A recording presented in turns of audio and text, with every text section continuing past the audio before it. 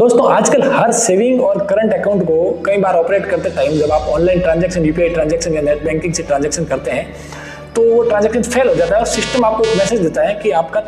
Threshold limit जो है वो पूरी हो गई है, इसलिए आप ऑनलाइन ट्रांजैक्शन नहीं कर सकते। अभी थ्रेशोल्ड लिमिट क्या होती है? तो आप ऐसे समझिए कि हर अकाउंट की, चाहे वो सेविंग हो या करंट, बैंक में क्रेडिट होने का उस अकाउंट की एक लिमिट डिसाइड कर दी गई है और ये सब किया है साइबर फ्रॉड को रोकने के लिए और जो अवैध रूप से ट्रांजैक्शन खातों में होते हैं उनको कम करने के लिए। अब आपके अकाउंट की लिमिट जो है वो आपके पिछले ट्रांजैक्शन को देखते हुए या फिर आपकी इनकम को देखते हुए सिस्टम ने बाय डिफॉल्ट लिमिट बना दी है, जो कि 2 लाख से लगाकर 5 लाख 7-8 लाख तक हो सकती है। अब उस अमाउंट तक का ट्रांजैक्शन आपके खाते में क्रेडिट होगा तब तक आप ऑनलाइन स्मूथली ट्रांजैक्शन कर सकते हैं, कोई दिक्कत नहीं है। जैसे आपकी लिमिट फॉर एग्जांपल 5 लाख की लिमिट थी और 5 लाख क्रेडिट ट्रांजैक्शन हो गया तो आपको सिस्टम ऑनलाइन ट्रांजैक्शन करने से रोक देगा।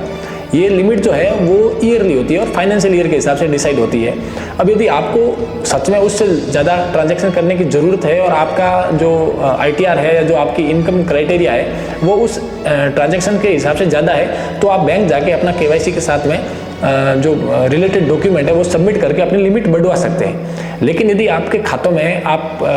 इधर उधर पैसा फालतू